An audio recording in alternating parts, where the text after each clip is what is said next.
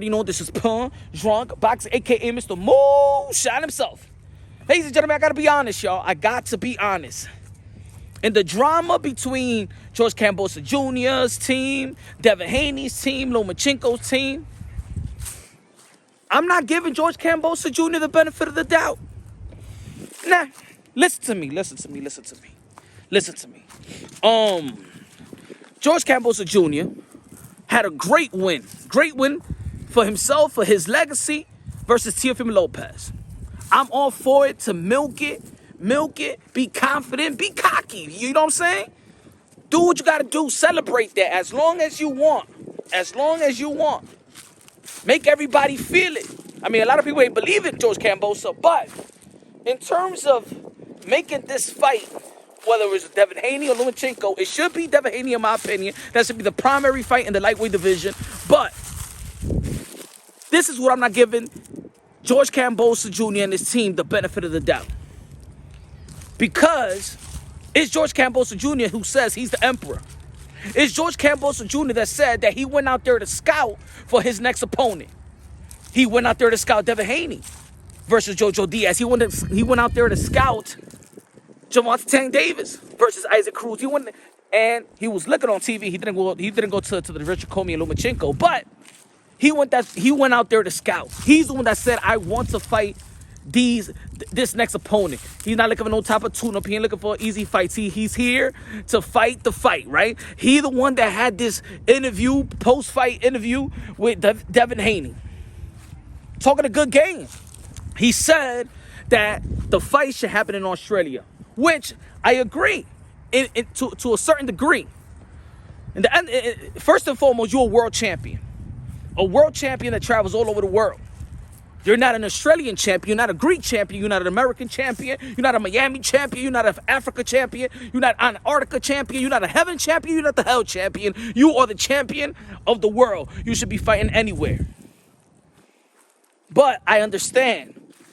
You travel to put yourself in position, to become the champion. And yes, you should have your homecoming fight, just like any other fight. They should have any other fighter. They should have their homecoming fight. But you're the emperor. You saying that you got a stadium in Australia. I heard that before, ladies and gentlemen. I heard that tone before. Let's take it back to memories lane. You remember the beginning of Teofimo Lopez and George Kambosos? Now people gonna be like, oh, this ain't about Teofimo Lopez. Just listen to me real quick. I heard this before about packing of the stadium. We all know that Australia is not all fully open. Even George Kambosos in his latest tweets have stated that they will open everything the next month. Now there's uncertainties right there. You remember this $10 million stuff? Remember what Teofimo Lopez Sr. told Eddie Hearn? Remember the $10 million and everybody was cracking jokes on it? Let's not forget who was the mastermind behind this Australian thing between them two. It was Peter Khan, the manager of George Kambosos Jr. Not only was he the manager of George Kambosos Jr., but let's not forget the Triller situation. The mastermind was all Peter Khan, George Kambosos' team. Yep. When you think about Triller, you think about Peter Khan. Now, remember, Peter Khan, it was the chief boxing officer for Triller, meaning everything about boxing, Peter Khan was in charge.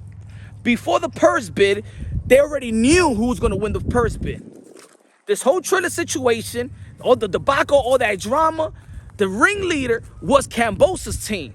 Not Teofimo Lopez' team, was Peter Khan. Go do your research.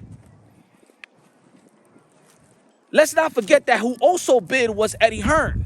Remember Eddie Hearn bid? He was the second highest bidder. So when the whole Triller shit went down the drain, it was Eddie Hearn who proved to bid that there is value in not only Teofimo Lopez, but George Kambosos. So morally, George Kambosos should do business with the man that valued him the most. The one that he shared the moment with, his highest accomplishment. when he beat Teofimo Lopez in Madison Square Garden. The man, the promoter that is known for not lowballing fighters, but giving fighters what they're worth or even above what they're worth. Eddie Hearn. One thing about Eddie Hearn, he ain't funny money. He's not funny money. Kambosos Jr., well, Dan Raphael stated that he spoke to Lou Dibella, Kambosos Jr.'s promoter. Let's not forget that Lou Dibella, shout out to Lou Dibella, New York City. But let's not forget, not even Lou Dibella bid on George Kambosos versus Teofimo Lopez. And that's your promoter, Kambosos Jr. I mean, you talk about this emperor, you talk about having all this stuff about the stadium.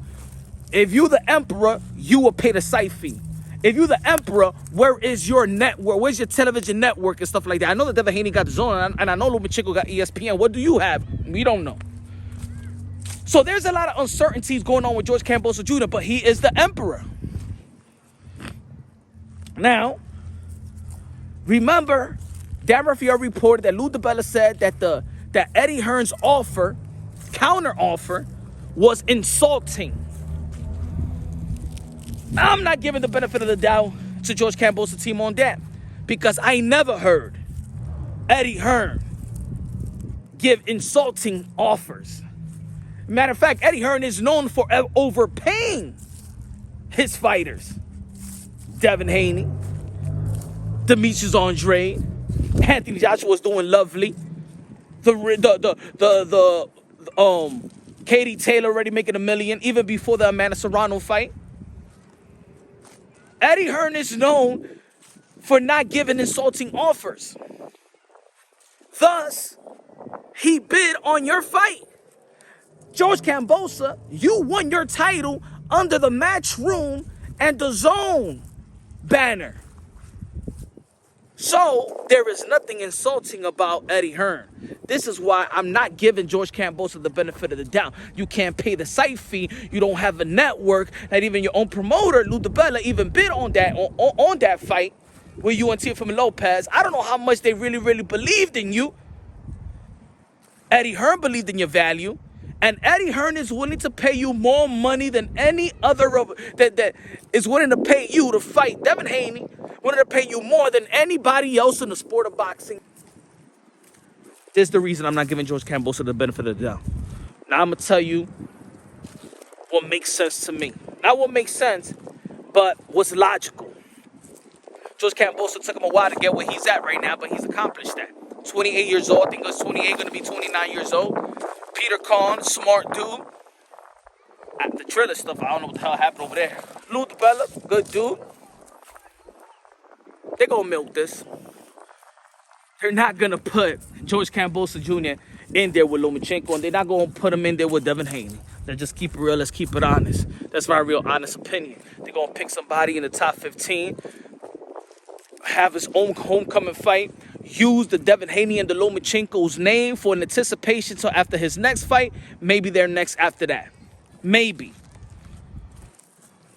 Now, do a Lomachenko versus Kambosos Jr. good fight? It's a good fight, but like I said, the primary fight is Devin Haney. Devin Haney, I think, in my opinion, should be the fight, and I don't give a damn if there's the fans out there. Oh, yo, I don't like Dev. He put himself in position. He beat Linares. He beat Jojo Diaz. We wanted him to up his competition. He has upped it. He's in position to get the fight. Lomachenko has put himself in position to get that fight as well. But I do believe that if he gets that fight, it will be the politics. It will be the WBO mandating Kambosos to fight Lomachenko.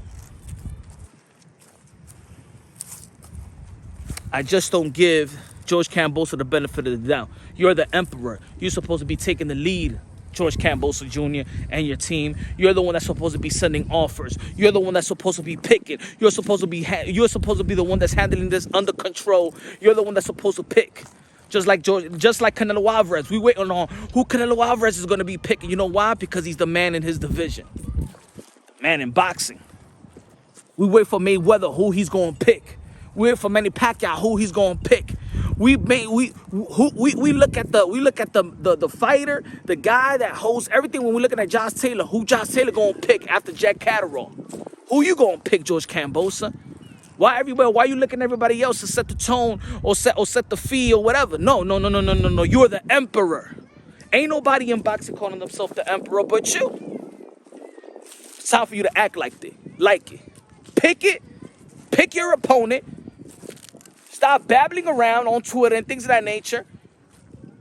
You the first one, the guy that says that all these guys are social media guys and all they do is tweet and all this stuff like that. How about you take a stand, you put your foot down, you be the emperor that you are, and pick the fighter, either Devin Haney or Lomachenko, and stop playing around.